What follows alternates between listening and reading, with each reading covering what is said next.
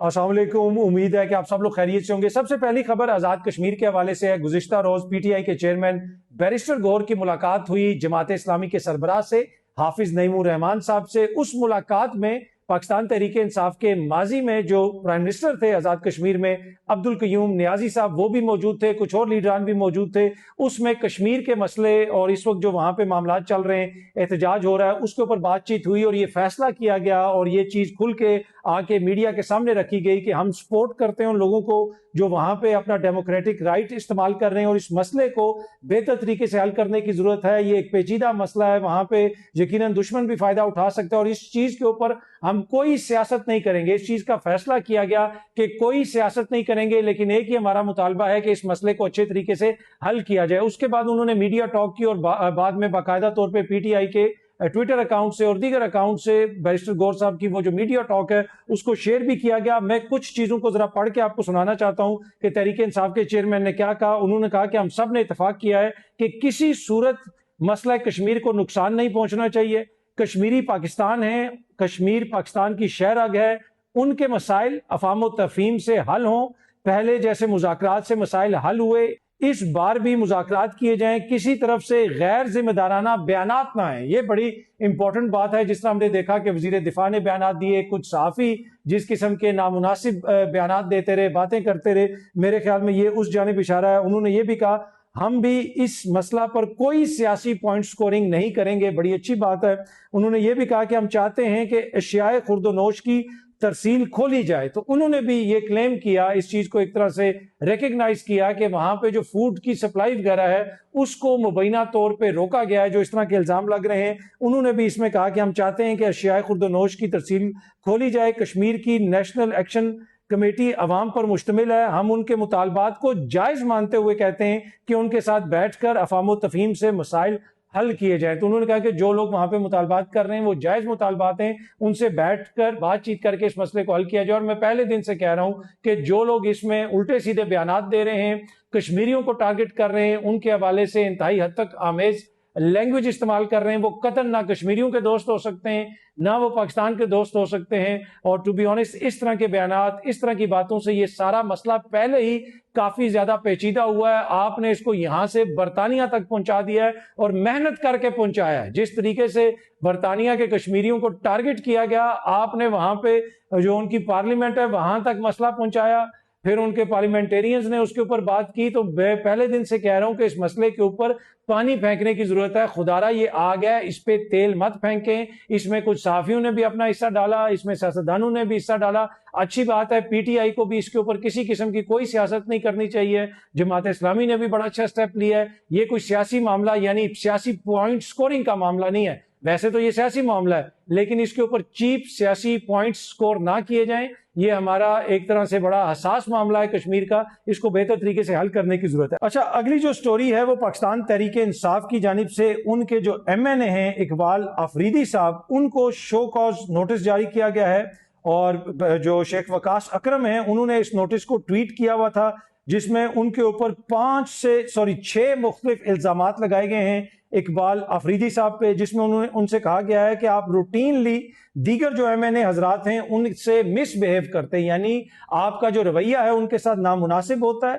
उसके साथ साथ सम टाइम उन्होंने कहा कि ये जो है कैमरास के सामने भी हो जाता है, यानी मीडिया के सामने भी आप अपने साथियों के साथ बदतहजीबी का मुजाहरा करते हैं और इस तरह के रिमार्क्स देते हैं जो एक एमएनए को नहीं देने चाहिए। दूसरा इल्जाम उनके ऊपर यह है कि आप जो पार्लिमानी जमात है उसके डिसीजंस और हदायत की एक तरह से खिलाफ वर्जी करते हैं। तीसरा इल्जाम यह है कि आपका जो बिहेवियर है वो बड़ा, जिसे कह सकते हैं, नामुनासिब है टूवर्ड्स दूसरे एमएनए हजरात की जानिब, और उसके साथ साथ जो कौमी असेंबली का स्टाफ है उसकी भी आप तौहीन करते हैं, उनके हवाले से आपका रवैया मुनासिब नहीं है। चौथा इल्जाम यह है कि 23 जून 2026 को अडयाला जेल के बाहर you planned N assault on party MNAs. उन्होंने कहा कि आपने एक मंसूबा बनाया कि पार्टी के जो दीगर एमएनए हजरात हैं उनके ऊपर हमला किया जाए, और उसमें उन्होंने कहा कि वन ऑफ योर जो साथी जो अकम्पलिस थे वहां पे assaulted A number of MNAs, यानी आपके एक साथी ने अडयाला जेल के बाहर बहुत सारे एमएनएज के ऊपर, तहरीक इंसाफ के एमएनएज के ऊपर हमला किया। अच्छा, साथ ये भी लिखा है you are personally involve in the assault, यानी उस हमले के ऊपर में, उस असॉल्ट में आप जाती तौर पे इन्वॉल्व थे। आगे उन्होंने लिखा है जो इल्जाम लगाया गया है पार्टी की जानब से, party members gather outside Adiala for Imran Khan की वो रिलीज या कॉज के लिए वहां पे होते हैं, इस चीज के लिए नहीं होते। अच्छा, पांचवा जो इल्जाम है, your actions and behaviour has brought disrepute to the party, उनका जो आपका रवैया है उससे पार्टी की साख को नुकसान पहुंचा है और आपने पार्टी की जो डिसिप्लिन है उसको एक तरह से तोड़ा है, मिसकंडक्ट के आप मुर्तकब हुए हैं। और जो छठा उन पे इल्जाम है, therefore you are hereby given this notice, तो छठा वो नोटिस है, 5 इल्जाम है, छठा नोटिस है कि आप 7 दिन के अंदर जनाब ये हमें इस नोटिस का जवाब दें कि क्यों ना आपको पॉलिटिकल जो पार्टी है पीटीआई उससे ही निकाल दिया जाए।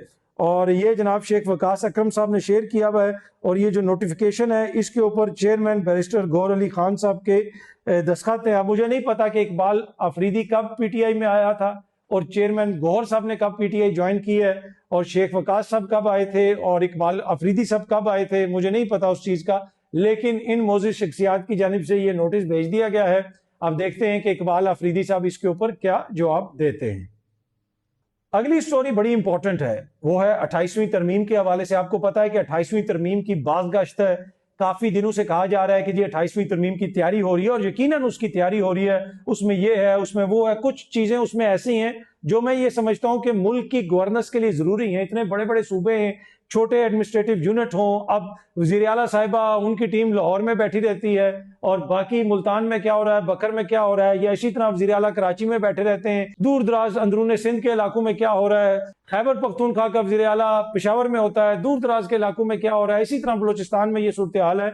तो ये एक बड़ा वैलिड आर्ग्यूमेंट है कि छोटे सूबे बनाए जाएं या छोटे एडमिनिस्ट्रेटिव यूनिट बनाए जाएं। अब वो कब बनाए जाएं, किसके पास ये इख्तियार होना चाहिए, उसके ऊपर यकीनन बहस होनी चाहिए, हो सकती है और होनी चाहिए कि कौन सी असेंबली वो बनाएगी, कैसे बनाएगी, उसके पास अवाम का मैंडेट कितना हो, ये सारी चीजें यकीनन आप बहस कर सकते हैं। लेकिन 28वीं तरमीम के हवाले से ये कहा जा रहा था कि पीपल्स पार्टी के बहुत ज्यादा उसके ऊपर तहफुजात हैं, वो नहीं चाहते कि सिंध कोई तकसीम हो और जो बड़े शहर हैं, इसलिए कि 28वीं तरमीम में मुबैना तौर पे इतलात ऐसी भी हैं कि कुछ बड़े शहरों को वफाक के जेर इंतजाम दे दिया जाए, जैसे कराची शहर है। इसी तरह पंजाब के अंदर भी नई एडमिनिस्ट्रेटिव यूनिट्स बनाई जाए, उसको भी तकसीम किया जाए।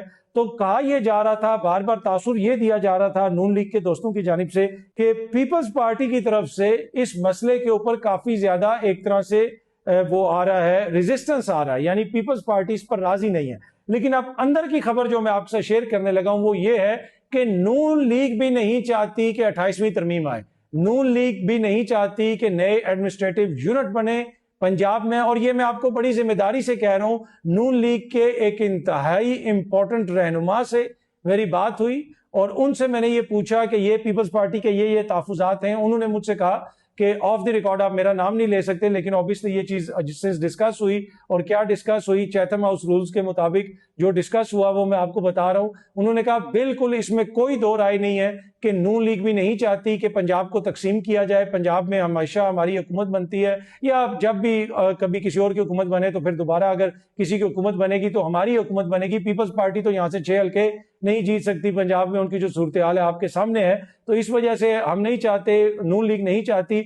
अब नून लीग की हुकूमत ऊपर से तो ये तासुर दे रही है कि सिर्फ पीपल्स पार्टी इसकी मुखालफत कर रही है, लेकिन अंदर से इनका एका हो चुका है। जी हाँ जी, अंदर से ये दोनों इस चीज के ऊपर एक हो गए हैं और आप देखेंगे कि ये जो 28वीं तरमीम है इसको पास नहीं होने दिया जाएगा, इसकी राह में रोड़े अटकाए जाएंगे और कुछ चीजें मेरे ख्याल में जिस तरह एनएफसी अवार्ड है उसके ऊपर भी नजरसानी की जरूरत है। पैसा जाता है जाके पेशावर में, कराची में, लाहौर में, कोयटा में फंस जाता है, मुकामी सतह पे किसी के पास पैसा ही नहीं पहुंचता, मुकामी सतह तक पैसा जाना चाहिए, फिर सारे कर्जे वफाक देता है, फिर आपका दिफा का बजट भी है और एनएफसी जो है सूबे पैसे आपस में बांट लेते हैं और फिर हर मंसूबे के ऊपर बस अपनी तस्वीरें लगवाई जाओ, अपने नाम लिखे जाओ। और इसके ऊपर मेरे ख्याल में नजरसानी करने की जरूरत है और नए एडमिनिस्ट्रेटिव यूनिट भी वक्त की जरूरत है। लेकिन ये एका हो गया है जनाब, ये जनाब बिल्कुल इतफाक हो गया है नून लीग का और पीपल्स पार्टी का कि ऊपर से हम कहेंगे कि जी वो नहीं मान रहा तो वो नहीं मान रहा, अंदर से दोनों इस चीज के ऊपर राजी हैं कि 28वीं तरमीम को पास नहीं होने देना। आखिर में बड़ी इंपॉर्टेंट खबर है, इमरान खान साहब की तस्वीर वायरल हो गई है, शोर पड़ा हुआ है, दौड़ें लगी हुई हैं, सोशल मीडिया पे लोग क्वेश्चन कर रहे हैं कि कोई ये बता सकता है, कोई वो बता सकता है, ये कब की तस्वीर है, किस वक्त की तस्वीर है, कहा यह जा रहा है, ये क्लेम किया जा रहा है कि ये इमरान खान साहब की जेल ट्रायल के दौरान की तस्वीर है। ये सामने आप देख सकते हैं, खान साहब को हथकड़ी लगी हुई है और इस हवाले से मुख्तलिफ सहाफ़ी भी क्वेश्चन कर रहे हैं। लेकिन मैं एक जो इंफॉर्मेशन की बुनियाद पर आपके साथ चीज़ शेयर कर सकता हूँ वो ये है कि ये इमरान खान साहब की असली तस्वीर नहीं है, ये इमरान खान साहब नहीं है। इमरान खान साहब को किसी भी मौके के ऊपर जेल ट्रायल के दौरान भी हथकड़ी लगा के पेश नहीं किया गया। बाकी इमरान खान साहब इस तरह की टी शर्ट भी पहनते थे, बॉडी भी माशाल्लाह उनकी ऐसी है, ये बाइसेप वगैरह भी उनके इसी तरह माशाल्लाह मजबूत हैं। बल्कि उनसे जेल में जब उनकी वकला टीम पहली दफा मिलने गई थी तो उन्होंने गिला ये किया था कि मैं इनसे 14 केजी के डंबल मांग रहा हूं, ये मुझे डंबल नहीं दे रहे। खान साहब फिट तो इसी तरह है, सिर्फ उनको जो असल इशू है वो जो ब्लड क्लॉट हुआ वो किस वजह से हुआ, इतने फिट बंदे के अंदर उनकी आंख में वो मसला कैसे पैदा हुआ, इस वजह से उनकी फैमिली भी और उनके डॉक्टर्स भी काफी ज्यादा परेशान हैं। लेकिन इस तस्वीर के हवाले से जो बहुत सारे सहाफी सोशल मीडिया पर शेयर करके क्वेश्चन कर रहे थे, पूछ रहे थे कि कोई बता सकता है कि ये तस्वीर असली है या नकली है, ये मैं आपके साथ शेयर कर सकता हूं कि ये तस्वीर नकली है। एक तो मेरे जराए ने ये चीज कंफर्म की है कि खान साहब को किसी मौके के ऊपर भी कभी भी हथकड़ी नहीं लगाई गई, और दूसरी ये जो तस्वीर है ये फेक तस्वीर है, मेरे एआई जनरेटेड तस्वीर है। इसकी एक छोटी सी जो झलक है ना वो आपको हाथों में भी नजर आएगी। अगर आप क्लोज अप करके देखें हाथ तो आपको पता चलेगा कि जनाब ये खान साहब का हाथ ऐसे नहीं है, वो उंगलियां कोई अजीब सी वो लग रही हैं, तो उससे वाज़े तौर पे पता चलता है कि ये एआई जनरेटेड है। लेकिन ये बड़ी जबरदस्त तस्वीरें जनरेट की जाती हैं। पहले जब खान साहब की जेल के अंदर से तस्वीर आई थी जिनमें वो एक्सरसाइज कर रहे हैं तो वो एग्जैक्टली वही कपड़े थे जो खान साहब पहनते थे। इवन के खान साहब के जो अपने फैमिली मेंबर्स हैं जो उनसे मिल के आते थे, खान साहब की बहनें भी उस मामले के ऊपर क्लियर नहीं थी, वो भी ये कह रही थी हमें नहीं पता कि ये असली है या नहीं है, इसलिए कि वो इतनी असली लगती थी। लेकिन ये जो तस्वीर है ये असली नहीं है, ये नकली है, मेरे ख्याल में एआई जनरेटेड है। और जो शोर पड़ा हुआ है सोशल मीडिया पे कि खान साहब की ताज़ा या कुछ अर्सा पहले की ये कोई तस्वीर है जो वायरल हुई है, मेरे ख्याल में ये खान साहब की तस्वीर नहीं है, बल्कि मैं बड़ी जिसे कह सकते हैं आप सर्टेनिटी से कह सकता हूं कि ये खान साहब की तस्वीर नहीं है, ये फेक पिक्चर है। बहुत जल्दी आप सब दोस्तों से दोबारा मुलाकात होगी। Thank you very much.